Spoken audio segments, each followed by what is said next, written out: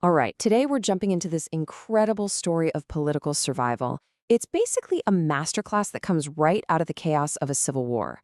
We're going to see how a king's victory almost turned into a total disaster because of his own grief, and then we'll look at the pretty wild strategies he had to use to get back on top. So it all comes down to this really fascinating question, right? How do you win a war only to almost lose the peace right after? It seems impossible, but that's exactly what happened here. Let's dig in. So the first hint that something is seriously wrong comes from the battlefield report. You'd expect cheering, right? Victory parades? Nope. All they hear is this. The king is weeping and mourning for Absalom. And here's the kicker. Absalom wasn't some loyal general. He was the leader of the rebellion, the enemy, and he was the king's own son. Talk about complicated. Yeah, so that emotional conflict, it explodes into a huge political crisis, like immediately. Which brings us to our first part, how a victory turned into a moment of mourning, and the huge crisis that came with it. This, right here, really lays out the whole mess. I mean, look at the two sides. The army, they think they're heroes. They just won a war, they saved the king's life, and they're ready for some serious praise.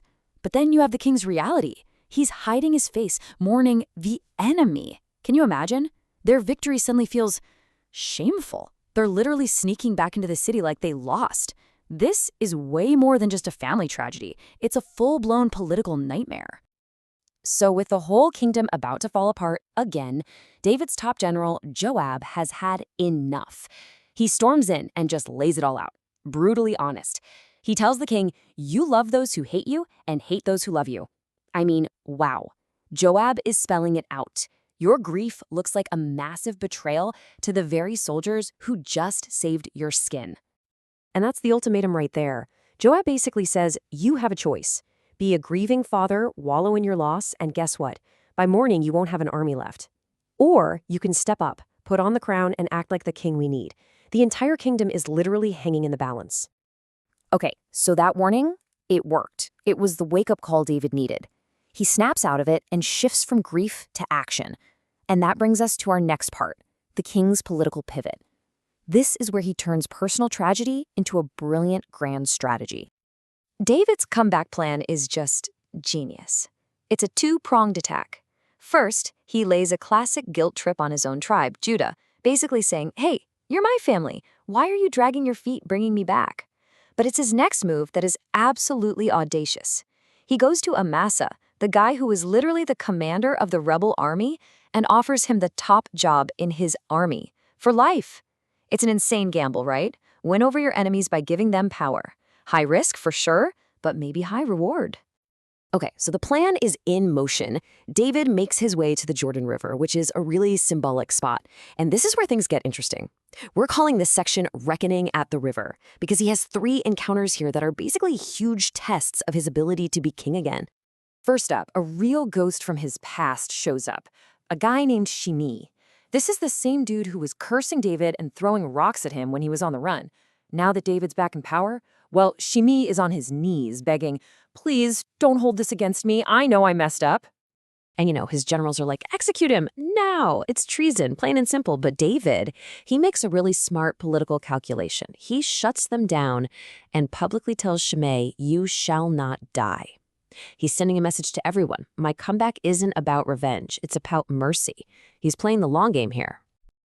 All right, the next encounter is a lot murkier. A guy named Mephibosheth shows up. Now, he's from the old royal family, Saul's line, and he's got a whole story about why he didn't join David during the rebellion. "My servant betrayed me, I'm lame." It's just a long list of excuses. So the question is he telling the truth, or is he just a traitor trying to cover his tracks? And this is where we see David the pragmatist. He could launch this huge investigation to find the truth, right? But that would take forever. Instead, he just makes a quick call, "You two split the land." Done. It's not perfect justice, it's a messy compromise, but it lets him keep moving forward. For David, right now, momentum is more important than getting every single detail right. So this last encounter is with a man named Barzillai. This guy was a true ally, totally loyal. He actually funded David and his army when they were in exile. And the first thing you need to know about him, he's 80 years old.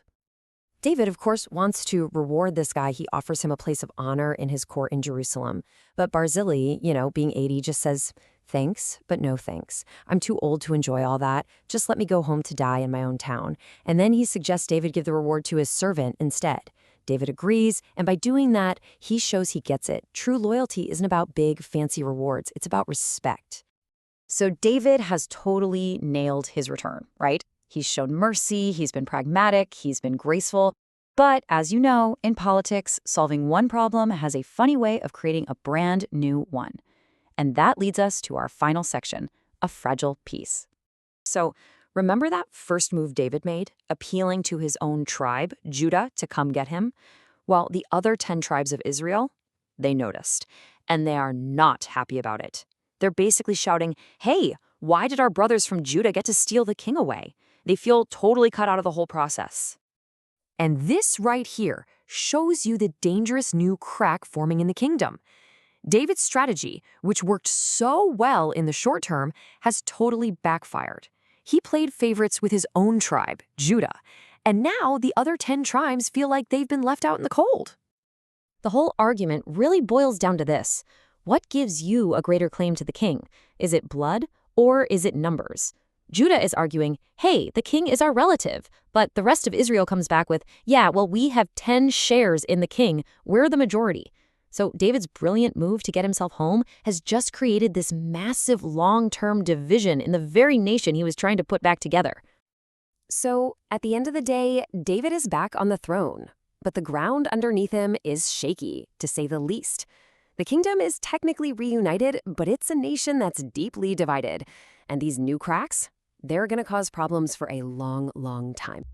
And all of this leaves us with a huge question, one that's just as real today as it was back then. When you're trying to heal a divided nation, is it even possible to fix old problems without accidentally creating new ones? If David's story tells us anything, it's that there are no easy answers.